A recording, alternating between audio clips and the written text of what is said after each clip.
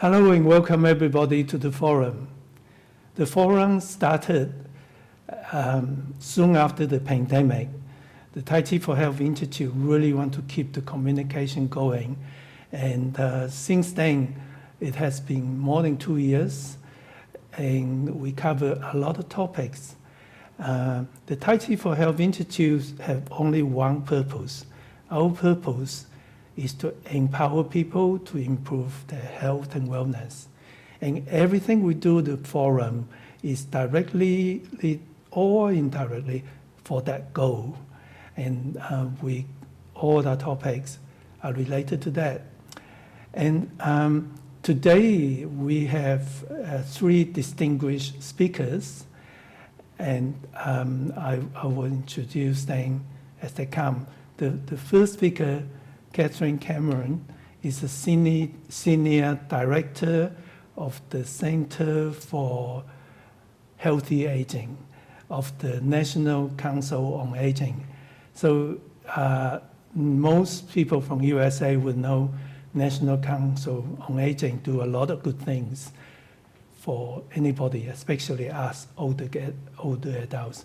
I'm going to let Kathleen tell you about what wonderful work they did and what they expect the Tai Chi for Health Institute to be able to support that as well. So let me introduce Kathleen. Wonderful. Well, I really want to thank you, Dr. Lamb and Elena Ferrier, for the opportunity to be with you this, well, it's evening my time, whatever time you're all in across the United States and other countries. Really pleased to meet all of you, and it's been a real pleasure over the last several years to get to know Elena. I now consider her a friend. We've met up at various conferences and hope to continue to do so in the coming years. But really happy to be here, as I say, and we can start the PowerPoint, Evan, if you'd like. Yeah, so I'm going to talk about a program that the Tai Chi for Health Institute has been part of actually since about 2014. And that is the Administration for Community Living's evidence-based falls prevention program. So I'll get into details in a moment, but before I get started, I wanted to share a little bit with you about the National Council on Aging. And on the next slide, I provide some information about our organization. We are the oldest national nonprofit organization dedicated to improving the lives of older adults in the United States. And we believe that aging well is something that every person in the United States deserves. And we have a vision of a just and caring society in which each of us, as we age, lives with dignity, purpose, and security. And we do that in a number of different ways. And I will, if you can go to the next slide, just share with you the work that we do. We have lots and lots of resources on our website that's available to anyone, professionals, older adults, caregivers, you name it. But we really pride ourselves on developing trusted, unbiased information that helps older adults and their caregivers to take steps that can have a big impact on their health and their financial security. And definitely everything that we do related to falls prevention, including promoting Tai Chi for arthritis and falls prevention, is part of that. We have developed a number of different personalized tools that are available online to support individuals to find benefits. We have something called the Benefits Checkup, which is a free service available to older adults, caregivers, people with disabilities to find out what benefits they're eligible for at the federal, state, and local level. So even that's not a focus of our presentation tonight, some of you may find that of interest for yourself or for family members, neighbors, or others. But it's a great resource to help people save money. And it helps them connect to different programs and then directs them to how they can fill out applications. We have tools on helping people find a Medicare plan, prevent falls, which is our focus this evening, help people manage their budget and plan for a healthy and secure life. We also do a lot of technical assistance and support for professionals who work with older adults, particularly those that work in communities across the country, like senior centers or area agencies on aging or faith-based organizations that serve older adults every day. And then finally, we also are a voice for older adults in the policymaking process. We do advocacy in Washington, D.C. We're actually located in Arlington, Virginia, very close to Washington, D.C.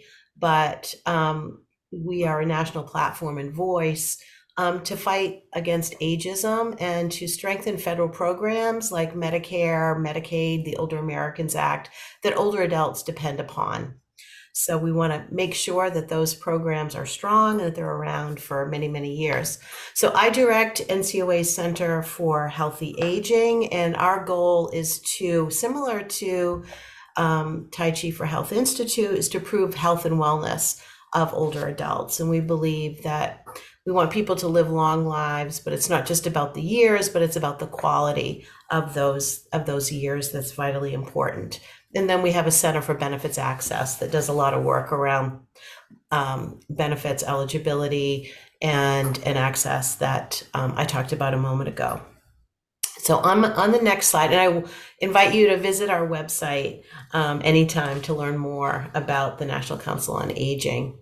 So within NCOA Center for Healthy Aging, we have been funded since 2014 to lead the National Falls Prevention Resource Center.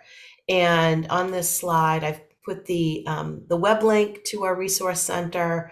And we are tasked with increasing public awareness about falls prevention and actions to prevent falls. We also serve as a national clearinghouse for tools and resources related to falls prevention. And then we support and stimulate evidence-based programs like Tai Chi for Arthritis and Falls Prevention, providing technical assistance to ACL grantees, and I'll share a little bit more about that in a moment, and who are offering these evidence-based programs across the country. We also manage a very large database that all these grantees that are funded have to use, because they have to, as part of their grants, collect information and submit it into the database about the programs. So that kind of in a nutshell is what our National Falls Prevention Resource Center currently does. NCOA was involved on the next slide in falls prevention actually long before 2014. My predecessor at NCOA was a physical therapist, and she was incredibly passionate about falls and really got this work started. And a lot of what we do is through partnerships with federal agencies like the Administration for Community Living. We work very closely with the CDC's National Center for Injury Prevention and Control. We work with national professional and consumer organizations, and work all across the country with state and local public health entities, aging organizations, etc. We have a national action plan that guides our work. And that's on our website. You can take a look at that. The last time it was updated in 2015. We're having a National Falls Prevention Summit next year, where we're going to update it once again, because so much has happened since 2014. And Dr. Lamb and Elena would love to talk to you about attending that conference next September. More on that to come. We also support and promote the annual Falls Prevention Awareness Week, which is typically the third week in September. Next year, it'll be September 15th through the 21st. Hopefully some of you have been involved in local activities related to Falls Prevention Awareness Week. But it's really a way for us to promote what people can do, what actions they can take to prevent falls.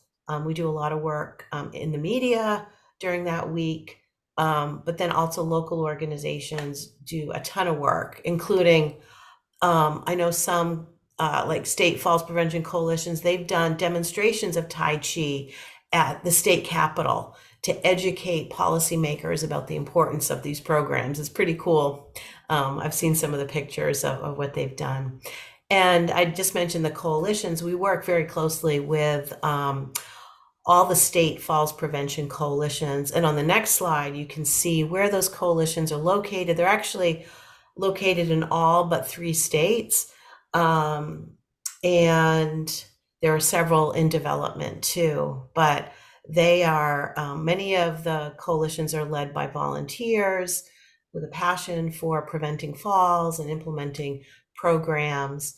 And it's really exciting to see their work. And we have lots of information. If you aren't connected to your Falls Prevention Coalition, I have the link here on the slide, and I really encourage you to reach out to them and find out what they're doing and what role you may be able to play as a leader in Tai Chi. And this link will direct you to information about what the coalition in each state is doing, and then who the contacts are at the state level too. So you can contact them. All right. And then on the next slide, I just wanted to share with you a couple of resources that you might find of interest. This is just one example of the many, many resources we have on our website. This is called the Falls Free Checkup. It's a 12-question falls prevention screener that anyone can take. We developed this in partnership with the Centers for Disease Control and Prevention. And there are 12 simple questions that people can answer to find out what level of risk they have for falls. And then they will be, after they complete that, submit their answers, they will be, a page comes up with information about what level of risk they are and resources that can help them reduce their specific risk factors, whether it be, strength, lack of strength, or lack of balance, medications, it might be home safety issues that they have to deal with. So definitely take a look at that. The other resource that is quite popular, it's a very simple resource on the next slide called our 6 Steps to Prevent a Fall. And this is an infographic that you can download, distribute to participants in your programs. But the first step in preventing a fall is finding a good balance and exercise program. And of course, Tai Chi for Arthritis and Falls Prevention is such a great example of those types of programs. Talking to your healthcare providers is really important. Regularly reviewing medications, because there are so many medications that are linked to falls. Getting vision and hearing checked is really critical. And I think you've hopefully have heard about more and more research showing that hearing is really directly linked to falls risk, and treated hearing with hearing aids actually reduces the risk of falls among those with hearing loss. Keeping your home safe and asking for help, particularly from family members. So just wanted to share that with you, and you're welcome to download it and distribute it, during your workshops. We also have a video about these 6 steps to prevent a fall. So those are just 2 examples of some of the resources that we have at the National Council on Aging. So on the next slide, getting into a little bit more detail specifically about the program that is funded by a federal agency called the Administration for Community Living. And it's part of the U.S. Department of Health and Human Services. And the Administration for Community Living is all about helping older adults live a high quality life, help them age in place. Actually, older adults and persons with disabilities of all ages. And they have absolutely recognized that preventing falls is a key to improving quality of life. So they have funding. They have funding to support grants every year that go out to organizations across the country to implement evidence-based falls prevention programs, of which Tai Chi for Arthritis is one of them. So the goals of their evidence-based falls prevention program is to get as many people as possible into these falls prevention programs to, participate and complete a program. And another goal of the grant is to help organizations that get these grants to find sustainable funding sources for the programs after their grant ends. So at the National Council on Aging, we provide technical assistance and support to all these grantees that have received funding from the Administration for Community Living to implement these evidence-based falls prevention programs. So you can go to the next slide. All right, and this is a full list of the evidence-based falls prevention programs that these grantees can implement. Most of them implement between 2 and 4 of these programs. And as I mentioned, Tai Chi for Arthritis and Falls Prevention is one of them. But there's a range of different programs. In addition to Tai Chi, there are other types of exercise programs. Enhanced Fitness is one of them. Fit and Strong is a falls prevention program, particularly designed for people with arthritis as well. Stay Active and Independent for Life is a twice weekly exercise program, but there are other types of programs. A Matter of Balance is a 6-week program. Each week deals with a different risk factor for falls prevention, including home safety, medications. Fear of falling is one theme that runs through that program. There's also, a couple of home safety programs. The Capable program is one that was developed by Johns Hopkins. And then the Home Hazard Reduction program is another. And Otago Exercise Program actually was developed in New Zealand at Otago University and is implemented by physical therapists or physical therapist assistants. And it's also an exercise program, but for higher risk, more frail, older adults. So that kind of gives you a sense of the types of programs that any of these grantees can implement. And we have lots of information about all these programs if you want to learn more. And I really think many of them kind of complement what Tai Chi for Arthritis and Falls Prevention is doing. And we see that many of these grantees will offer something like a Matter of Balance, and then they will refer those participants who complete a program like Matter of Balance into Tai Chi for Arthritis, because it's a good way to support one of the recommendations in a Matter of Balance, and that is to do regular physical activity that improves balance and strength and improves gait. So we're seeing a lot of really nice combinations of these different programs offered by the grantees. So we can go to the next slide. So I wanted to kind of give you a snapshot of the grantees that have been funded since 2014. There have been 94 total grantees all across in 36 states that have been funded. Right now, there are 29 active grantees in 25 states that are offering these evidence-based falls prevention programs. And you can learn more about each of these grantees. We have profiles that describe what these grantees are doing, what their goals are, and which programs they're implementing, as well as some of their partners.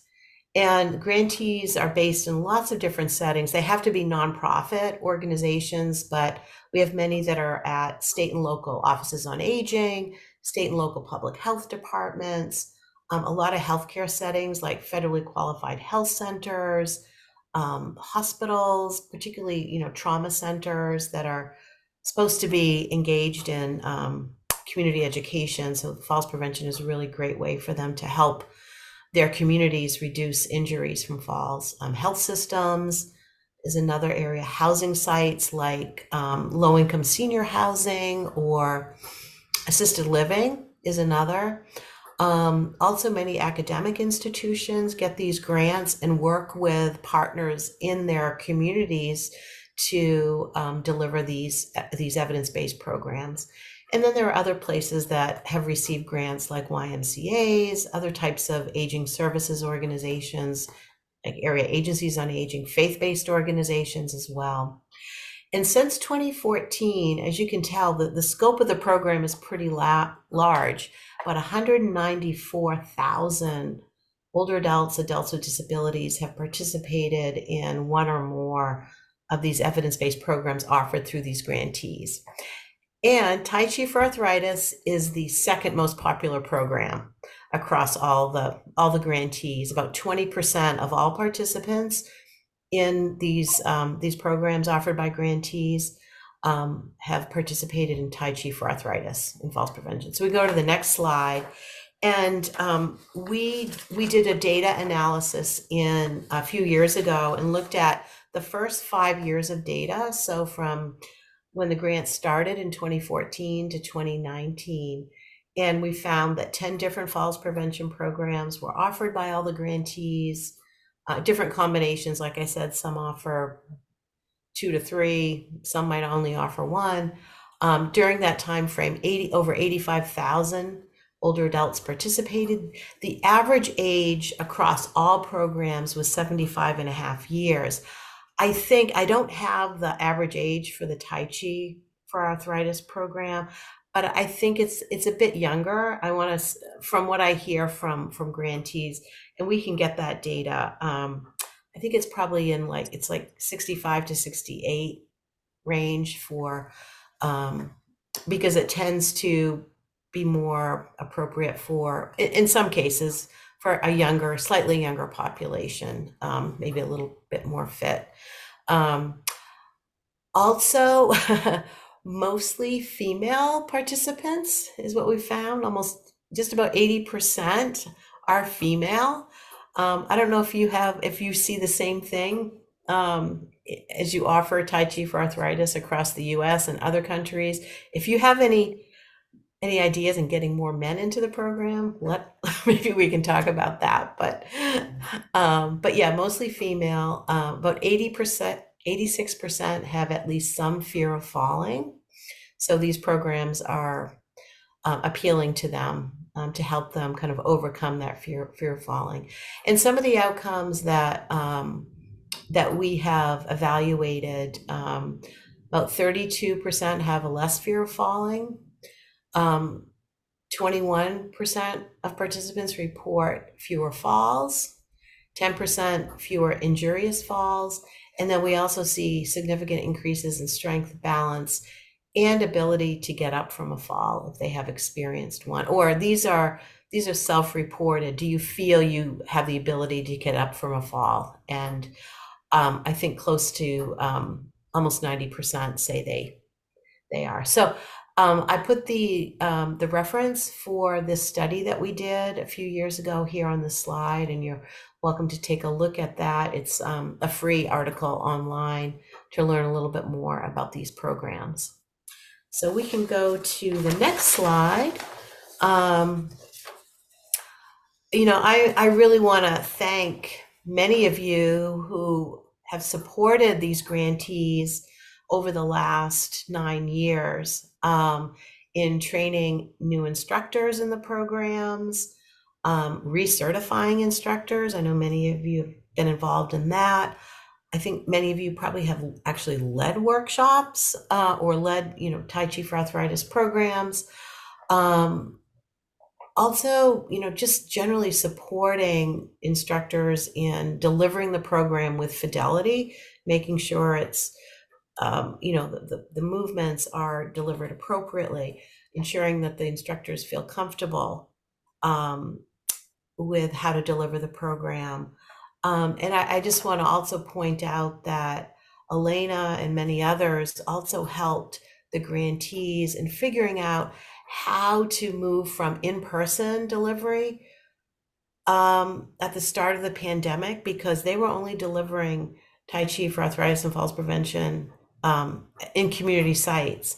So when everything shut down at the beginning of the pandemic, they had to figure out how to deliver it virtually. And Elena, thank you so much for all you did during that period of time to ensure that they were delivering the program appropriately and safely. Virtually. And I know we continue to talk about that with the grantees because they are, many of them have moved back to in person, but they're doing both. Virtual is here to stay with all of the evidence-based falls prevention programs. So, and then, just thank you for helping us improve the health, well-being, and quality of life of so many older adults across the United States. And just another shout out to Elena for serving as Tai Chi for Health Institute's U.S. Sort of supporter, technical assistance for all the grantees. You've just been tremendous. Elena leads a discussion group about every 3 months with the grantees that are delivering Tai Chi for arthritis and is a great resource to answer questions about the programs, any challenges they may be having. So Elena, thank you for all you do. And with that, I will take any questions that anyone might have. Oh, this is some links for more information about all the work we do in falls prevention. We have a lot of resources for older adults and caregivers, and as well as professionals. Well, thank you. Thank you, Dr. Lamb. Thank you, Kathleen. Let me change the view. Thank you for that very informative talk. I did forget one thing, introducing my team. Takes a village to have a forum run so well. So I'm going to catch up with that. Ernie, probably don't need any introductions. She really brings a lot of time, energy into it. If you got lost, she would take you here. Do you want to say anything, Ernie? Thank you so much. Yeah, this was wonderful information to know. Anyone that has questions can put it into the chat box and we'll try to get around to that. What we're seeing so far is just thanking Kathleen for that wonderful information to this point. So they're thinking about it. Questions at any time, go ahead and put in and we'll get those to Kathleen or to Elena or to Pat or to Dr. Lamb. Thank you for coming, everyone. Thanks, Ernie. And Evan's in charge of the technical aspect of this. Hey, welcome everyone. Oh, go ahead, sorry, Kathleen. No, go ahead, Sorry. Kathleen. No, I just wondered, I don't want to disrupt Dr. Lamb but I see there are a couple questions which I can take at any time. I think we could, that's a great idea. Let's go ahead and do that. Thank you, Kathleen. I'll just turn that over to Ernie then to start with the questions. Okay. This one was embedded into the thank you, Kathleen. It was, would like to hear more about the Zoom options for teaching exercises for fall risk. What are the options for that?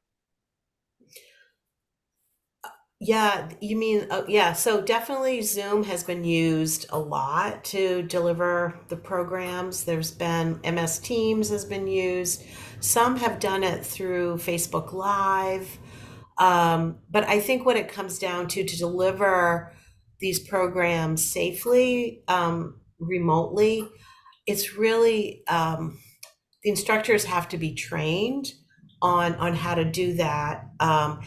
We developed some guidelines, and maybe I'll turn it over to Elena to talk about some of the specific guidelines that we worked on with Elena for virtual delivery, like where the camera should be placed, how many participants should be in the class virtually, because it's going to be difficult for an instructor to be able to look at everyone if there are too many people on the Zoom screen.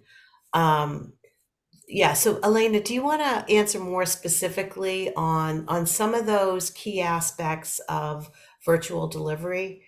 If you have, I don't know how much time, or we can also share that guidance that we have on our website.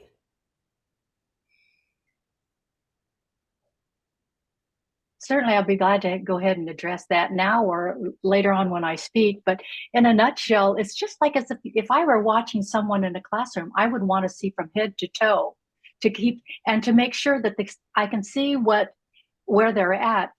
Are the surfaces clear from clutter so we can keep them safe? Things like that. Does he have a chair? If it's needed, is a caregiver close by? That sort of thing.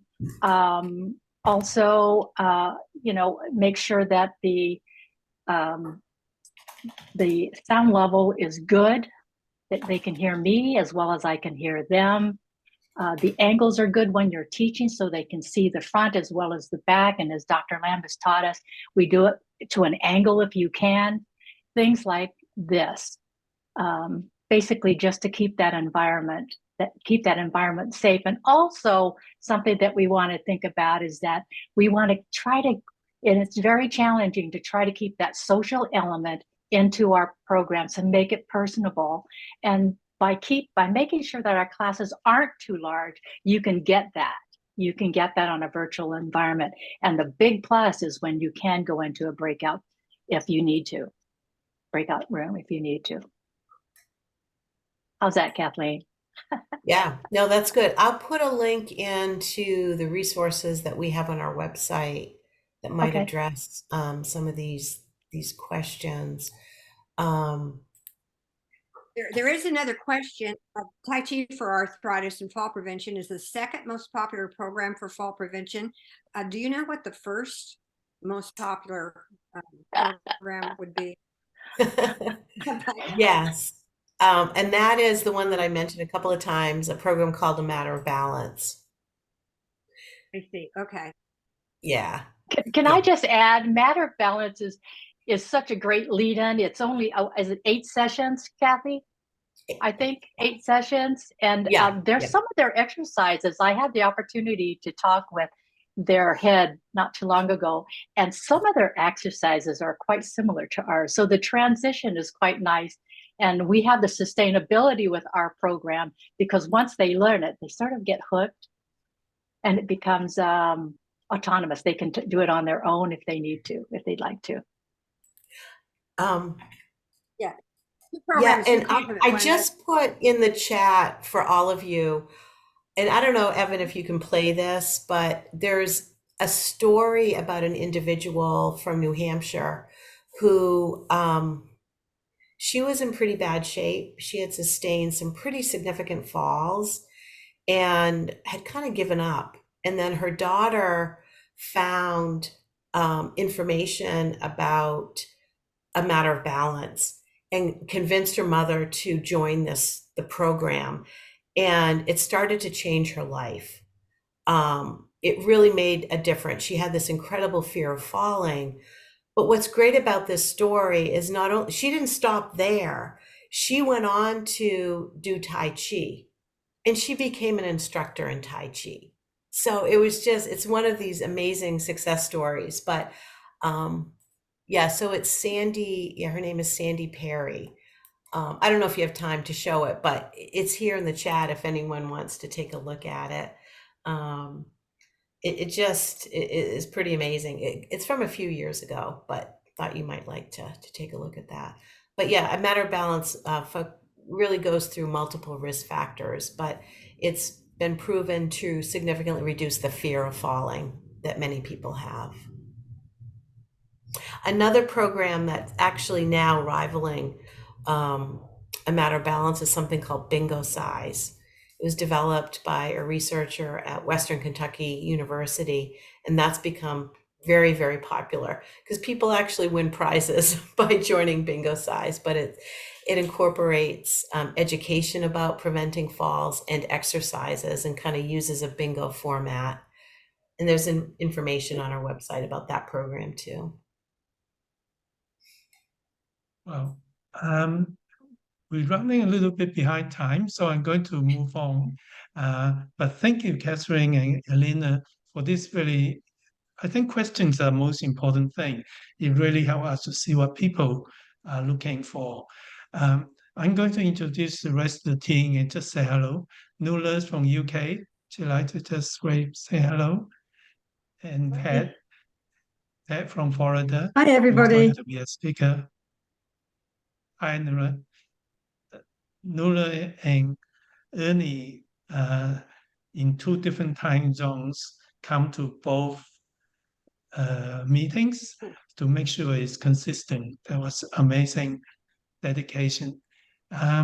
So the next person to introduce is Alina, and Catherine already did that for me, but I just want you guys to know that right from the beginning, Alina has done so much work to bring the Tai Chi for Arthritis and Fall Prevention program to the grantees and working with NCOA. So here's Alina. Your talk, please. Good evening, Dr. Lam. I'll try just to take maybe a couple minutes. I just wanted to recap, first of all, if you decide to go on NCOA.org, that if you're looking for evidence-based programs or whatever topic you're looking for, just put it in the Google box if you forget the link. So that's how to do that. That's the fastest way. That's what I do. So as we mentioned earlier, we are part of a larger team of professionals, of people who share the common vision to prevent falls prevention. We're talking about pharmacists, optometrists. We're talking about not only medical doctors. We are part of this team that is really interested in reducing the risk of falls to participants, and we do that through TCAFP, of course. So tonight, I just want you to take a moment to really pause and consider the importance of evolving ourselves, how we teach as fellow instructors. Are we evolving to meet the social, economic, as well as the physical needs of the members that come to us? Are we really looking at that? So you have to stop, pause, take a look at how we are teaching. Do we change the orientation of the room? Do we change the music? Do we do something a little bit different in our practice, and yet stay with the fidelity of the program? There's many ways you can evolve in meeting what's happening in our age now. And one way that the TCHI has done that is through the SIPP program, the SIP program. They're so courageous for them to look at it, to change their name to from stage 1 to SIP, because they were meeting the needs of the people. And why do they like it?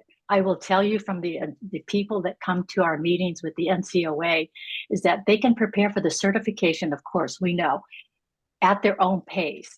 And if we look at the background, we know that these people are probably overworked. They're doing 2 jobs because of the cutbacks, or there's shortage of personnel, and also the funding that they have to do 2 in 1.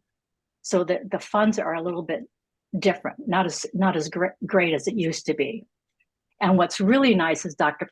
Lam has also extended the viewing time, because all of them have said they enjoy the programs when they have more time with the program, with the videos.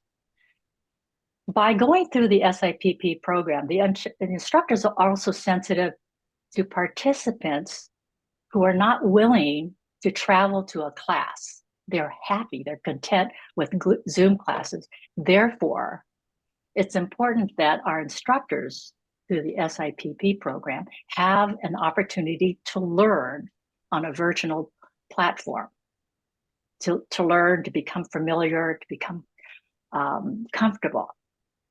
The rate of instructors coming out now as a result of our programs are much higher than they were in the past. They have more comprehensive set of videos to look at and more time to digest it rather than being rushed. And it's all up-to-date information. On a positive note, with all the changes that have come to us over the last couple of years, we have to consider this. We are expanding our community of Tai Chi players. And why is that? It's because of the virtual platform that reaches corners of our state where they don't have a class. These people now can join. And so that's really wonderful. And this is what agencies are looking at now. They can push out. And if you go to Blue Cross Blue Shield, people that have never done yoga, they can do yoga because they can plug into their insurance policies. They've got Zoom classes. What's really nice, and I think it's incredible, is that TCHI, Dr. Lamb, have been doing video instruction for many, many years, way before COVID hit. But now this SIPP program, I think, has really met so many needs across the nation. So policy-wise, funding is changing, as is our economy. So the question you have to ask yourself is, how can we as instructors provide a great program, an even greater program, because you're all doing such a great job, and yet stay within the fidelity of our program, of our protocol, that will guarantee the outcomes that we're looking for. All those research and studies that have been made is taken into consideration. So how can we as instructors be better to provide a program with our individual skill sets and the knowledge that TCHI offers, that strong infrastructure that we have with our educational materials, our online courses, et cetera, et cetera. Are we up to date? Are we as strong on our knowledge with that as we should be? Can we improve there? I'd like you to remember, and as Catherine has pointed out, grantees have a choice.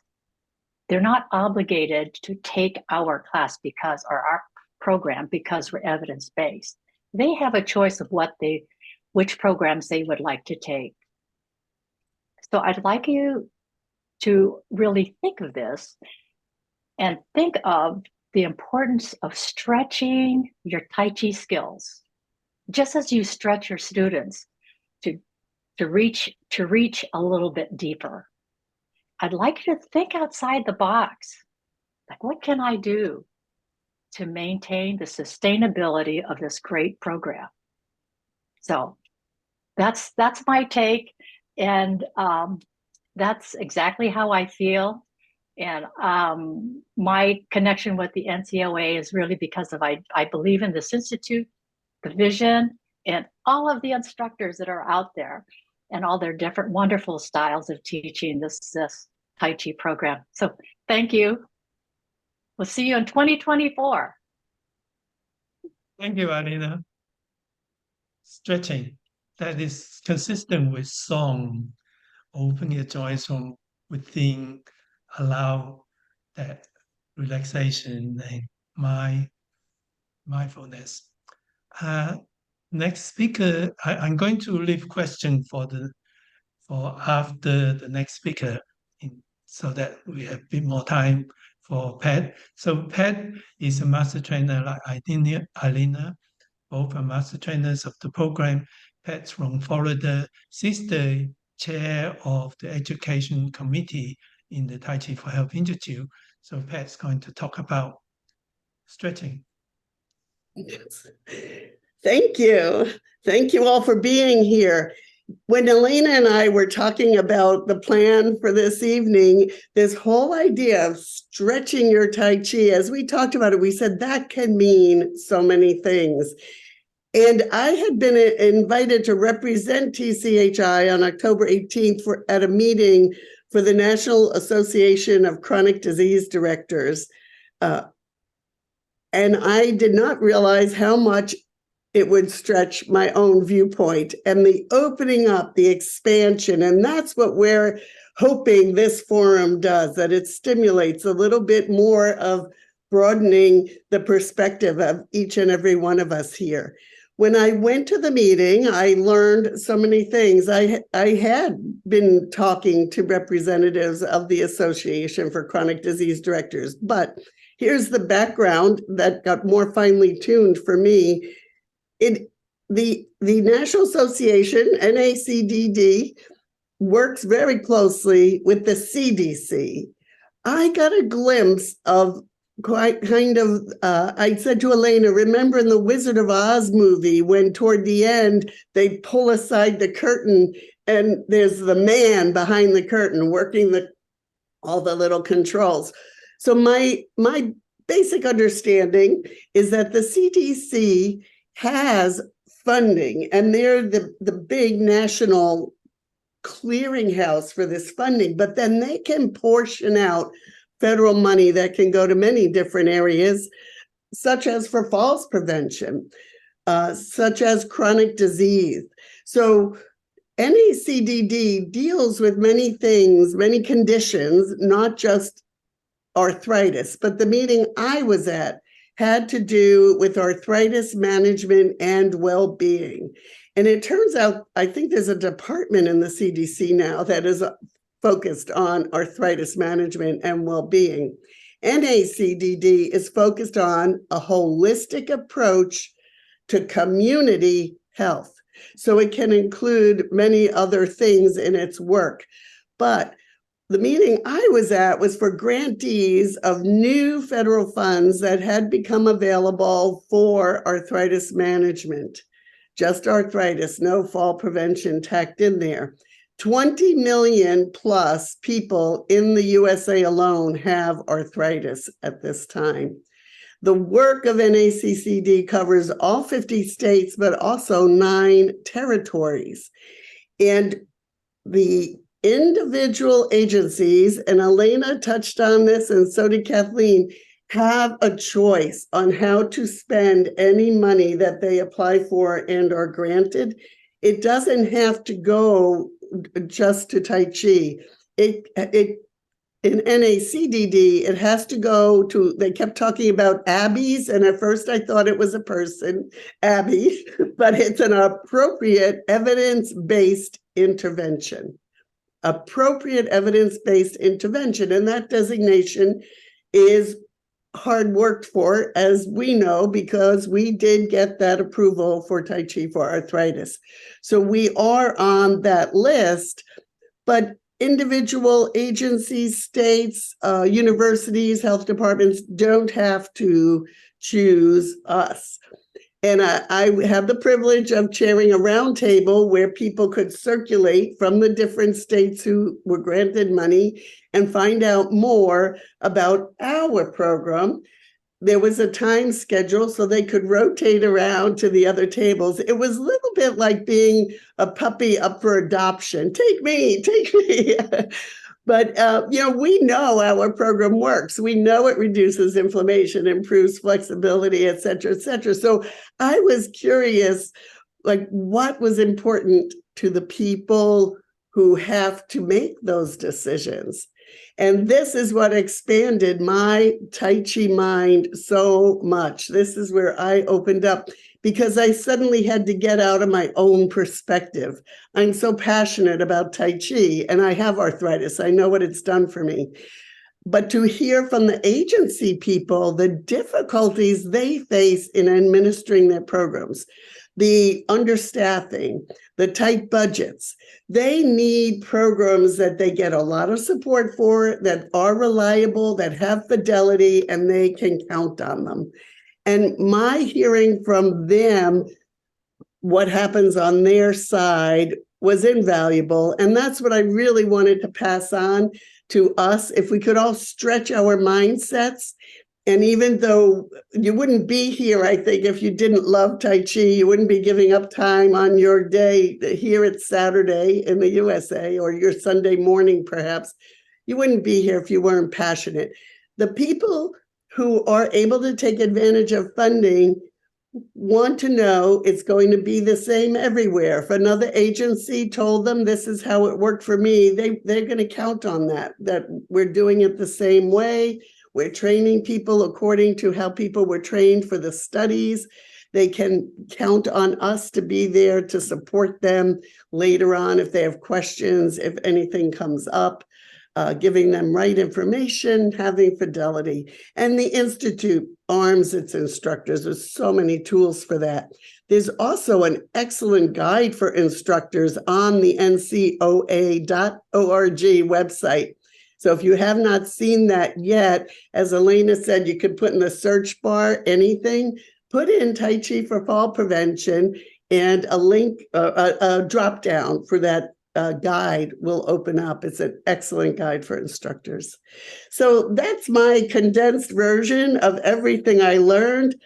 People with Dr. Odom, who's a lead for the CDC, was there. Craig Thomas, Director of Division of Population and Health for the CDC, were there. And it was so important, so interesting to hear that they are expanding funding for people with arthritis who need exercise for people with arthritis.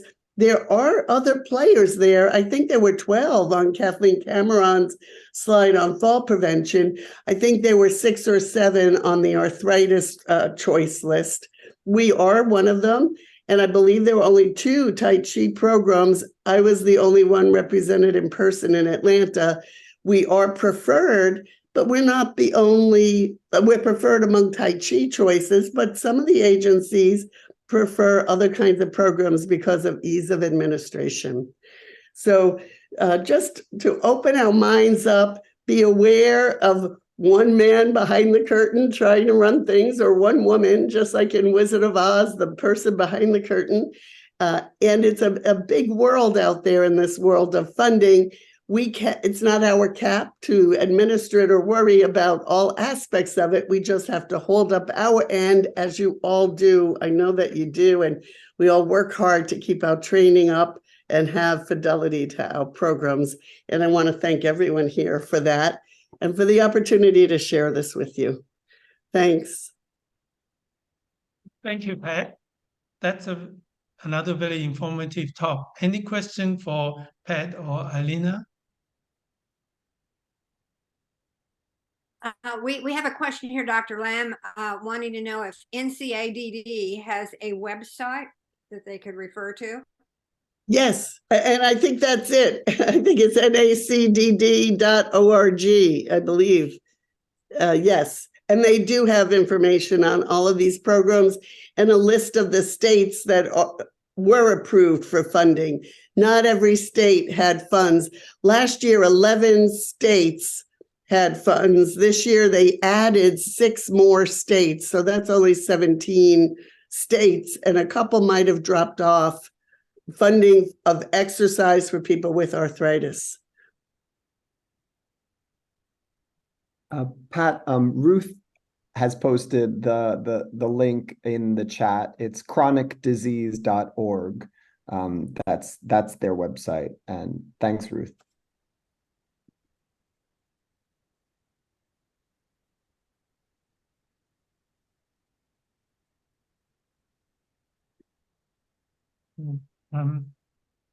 Any more questions for Alina or Pat? Or should I leave a comment? Okay, some others are just starting to pop up. This one would be for Pat. What characteristics make the preferred program seem easy to administer? What do you mean by ease of? Yes, so here's what happened to me. I learned all about here's just one example, but I learned a lot about the Arthritis Foundation Walk with Ease program. And the way it was explained is that individual health departments or other interested parties could use their funding to purchase an online software program from the Arthritis Foundation. They could then give the link out to their people with arthritis who wanted to exercise. So that was all the agency had to do, was give out the link.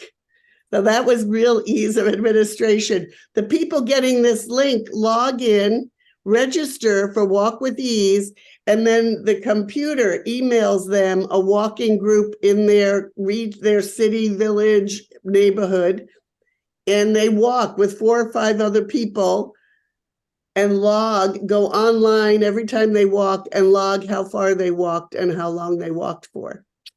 So I was listening and thinking that just doesn't appeal to me because I have a lot of arthritis in my feet and my spine, and it doesn't appeal to me, that idea. And interestingly enough, people who had been using the program did speak up and say how easy it was, because then they could just show we paid this much money and we had this many people got a link. That was all they had to do. However, they said the big problem was that they had very low retention. People didn't keep up with it. People didn't finish a term on it. And that didn't surprise me. So they look for ease of administration, but it doesn't always translate into meeting their goals.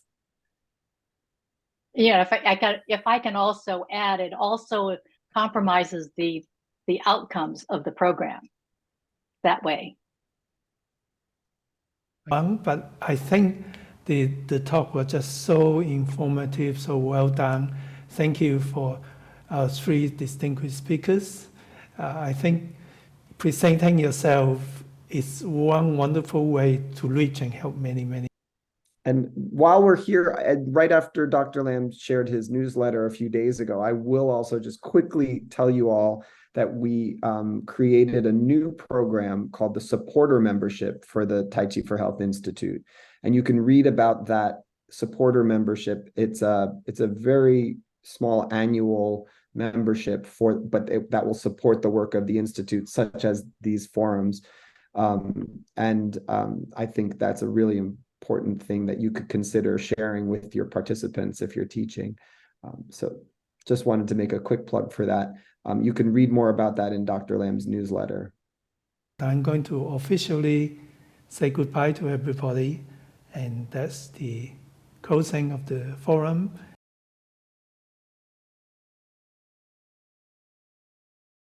Sure. Hello and welcome to this month's forum. This month, we do have a very unusual topic. Well, it's not unusual, it's part of our topic, but sort of a little different from what we used to. Stretching your Tai Chi. In fact, what we're doing, we have three speakers. One is from the National Council on Aging, which is a large foundation that's really got to do with improving older people's quality of life. And I think Aline, right, they are largely coordinate our funding throughout USA. They're a huge body, and you can find them under NCOA. And we have a senior director, Kathleen Cameron, who came to talk to us, which was really nice. And you're going to watch a video of that. And you know, some people might think, well, I just teach Tai Chi, I don't really care about politics and all that. But you know, working with people to bring the Tai Chi to help more people, that would actually help us. And that's our goal. You know, when we find something beautiful, we want to share, something that empower us, we want to share. And the way to share through the government is very powerful. Also, government has some independent rules and checks and quality control.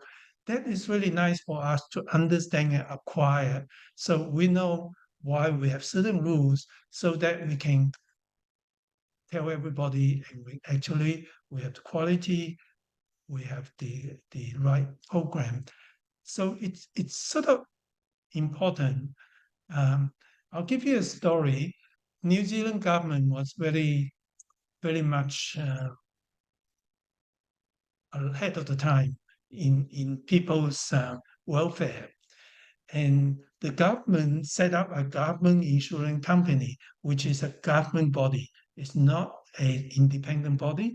It's run by the government, funded by tax. And ACC pays for all the accidents, any accident. So if a doctor do an operation wrong, you can sue the doctor, but not for money. The ACC will compensate that person with all the expense. If person ever fall, ACC will pay for all the expense, including sending a cleaner to your house to work. So the thing with ACC doing that is they found that at the end of the day, it saved the whole country money. And the doctors, being part of the doctor, can practice real medicine, not worry about getting sued. Anyway, ACC has stopped paying people to teach Tai Chi to prevent fall. And when they started, there was also the Tai Chi people who go in, and there's a guy who got most of the work. But soon as there are two persons who really like our program, we're just new, 23 years ago. They come to Sydney, they were trained, and they went back, and within 2 years, 85% of the country are doing Tai Chi for arthritis because of the evidence, because of the quality and the safety and all that. So it makes a difference. Yeah, and of course, politics go the other way too.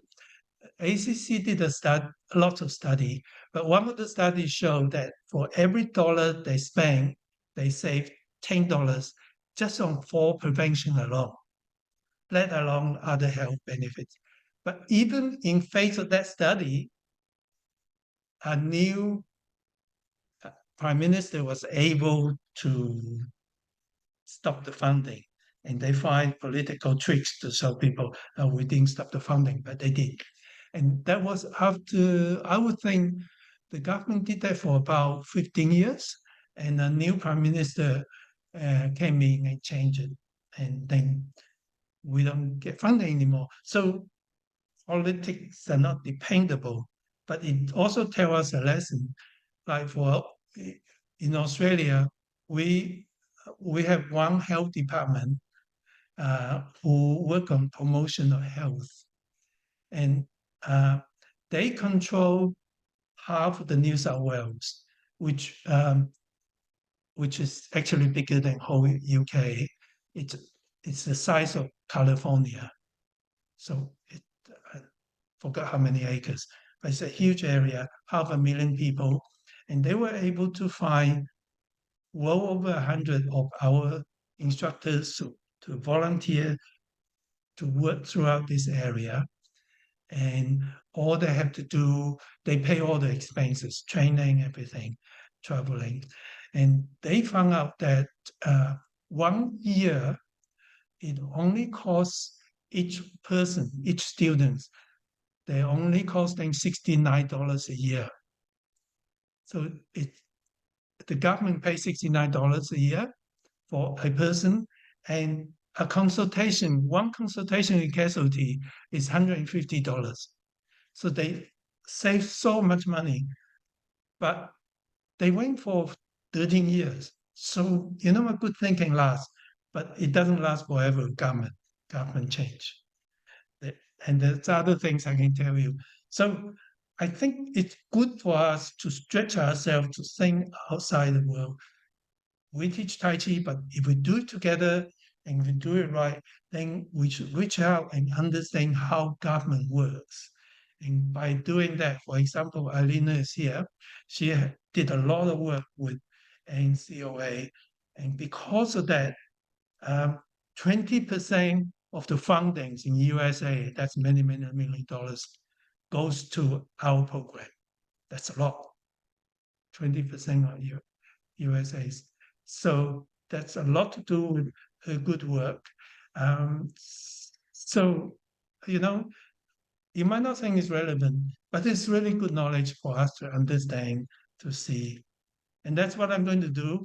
I'm going to first of all show you Kathleen Cameron's talk about what's NCOA and what do they do and for prevention things. And then I will have a little pause, and then I'll continue for Alina's talk and Pat's talk.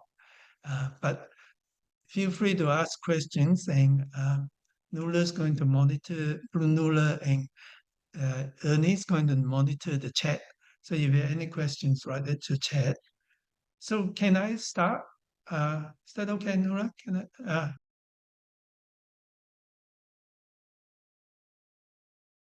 Paul. Do you have any question for Pat and Alina? No, It's really good to have no them here. questions. Could I comment on one of the questions in chat, Dr. Sure. Lamb? Sure. So that was a great point in chat. Somebody said, what does TCHI recommend to improve coverage to people here in the UK?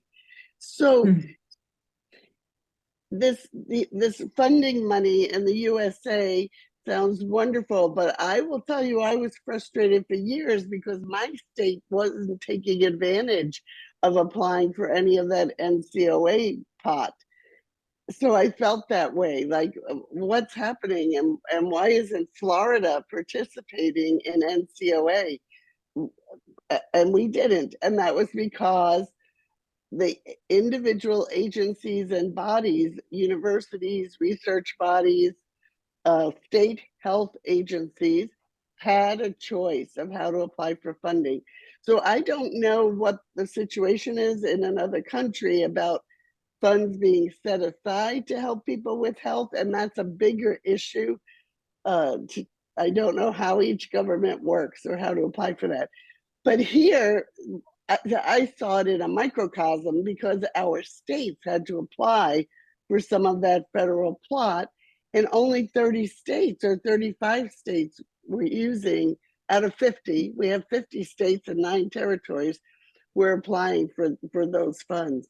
With the National Council of Chronic Disease Directors, 50 states and 9 territories were invited to apply, and only 11 applied in the first year and received funding. I think they said 15 or between 15 and 20 applied. So you have to know how it's going to work in your government for getting funds made available. And this is where I found the agencies and the research groups, universities, their concern was how much work is it going to be for us to implement a program with this money? They have to know that there's a benefit to them somehow.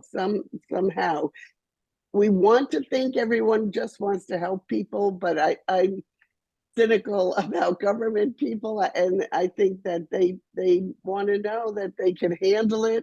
They have to have enough staffing. It's pretty complex, and I suppose it might start on your local level and filter up, or in your country it might start writing to the larger bodies. And maybe Elena has some insight for that too. Sure. I think people might think that how do you get to government? How do you do that? It just sometimes it comes with the enthusiasm. Like Alina was the person who worked with the Hawaii staging. She was the person who brought our program to the national meeting for fall prevention managers. And that's, people in USA, especially the CDC, they probably think the only good research is from USA, and they didn't look at Australia research. But Alina made the difference. So her enthusiasm makes a difference. Like the people in New Zealand, they have no government connections with the guys in New Zealand. They just decided they want to do something, and they go out and start learning ways and connecting, doing things.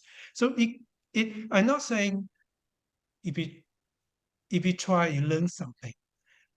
Doesn't mean you're always successful, but there's 2 countries, New Zealand and USA, Australia and Singapore, that, there was nothing. And we have studies, evidence. We have an organization where full-time supports with the Institute. We have experience. So we can back you up, but we need some people who's enthusiastic, knock on the door I knock on the Arthritis USA store 4 times. That means I pay to fly there 4 times before they look at us. And but it works. Arthritis Foundation still support us. So things, we now have a base, but we still need enthusiastic people who have a goal, tried it, knock on doors that you know, and then you learn how it works in your country, and you just don't know how far you can achieve. And if you got nowhere, you did something. You spend time to help people, and in my work, look at us. I don't know anybody want to start Tai Chi for arthritis. Dr. Lam, could I add this point? Please. That I didn't start off with the National Council on Aging. I started off in my community by first just honing my skill sets and then building my base. Then I got connected with the Falls Prevention Coalition. And I'm sure because the number of falls and the mortality rates are so high worldwide that your community or your nation, your country would have something to address that through the equivalent of the Department of Health. So within my own community, I try to build some awareness, being visible, doing senior expos. People begin to start asking questions. What is Tai Chi for arthritis and fall prevention? I got the Department of Health contacted me at a senior expo. And from there, everything took off, working, as Dr. Lam knows, working with the epidemiologists for the CDC for them to recognize some of our good work. And it just grew into the National Council on Aging and approaching them. So it starts from a little seed, yeah, as Dr. Lam says. I still remember this, going through master training when you said, boy, I said, you're like a Johnny Appleseed with your Tai Chi. You're just planting the seed everywhere you go. and this is so true. He has grown a community. But so don't be discouraged. You don't start from the top. You start from the bottom. And as long as you're moving ahead, that's great. Hi, Colin. Yeah, I'd just like to chip in because there was a question about the UK, but I think it's probably fairly general. So much of things like funding and support and information these days is devolved locally. And in the UK, if you're interested in not only funding opportunities, but promoting locally, then usually there's a local authority funded volunteer and community organization that tries to draw together the whole volunteering community. And they will very often have specific sources of information about funding opportunities, which very often are quite local because the funding is devolved to local authorities when it's public money, and very often charities, it's similarly local. So it's about really engaging locally. National organizations tend to be incredibly diffuse with huge barriers to entry, quite simply because, you know, they devolve everything. So it's getting to know what's going on locally for you that's probably the best way to address not only promotion but also the funding opportunities. So that's very well put, Colin. And let me reemphasize that we instructors, TCHI, we are part of a very large community, not just national, but globally, so that hopefully you can tap into some of the resources that we mentioned today to offer within your community. You can access, I believe you can access the NCOA.org website, as Kathy was talking about, and those nice printouts are super effective. So that maybe you'll be increasing your awareness in your community, and hopefully we'll build from there. So there's some really nice help that you can get from just working with us. I hope so. If not, ask Nuala. Thank you. And you know, yeah, I'm sure if if it corresponds to Alina, she will give you ideas that you might need help with. And I want you to know that the Institute will support you as well. Head is the chair of the education committee, and the Institute would, of course, support and help in any way we could. So it's like I started with one person, and you can do the same. One person, spread it out.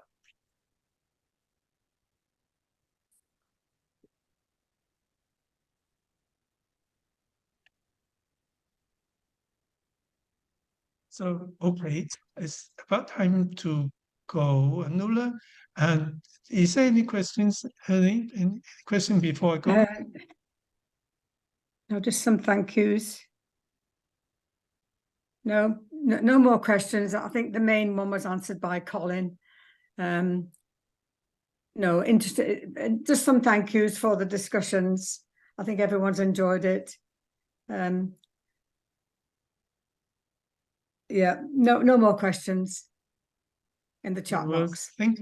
I think we done really well. We passed the time. Some of you might be like me. I hate talking to government officials, but I have to sort of like professors. Many of them I don't know. I just ring them and say, "Hey, would you like to come to my video?" And you just never know. You run into some good people, and right, you got to start. And if you didn't get to wave one, at least you get halfway and at least learn something.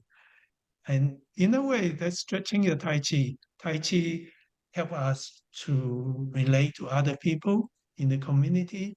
And by reaching out, hear the incoming force, you never know how far you can achieve. So see you next month.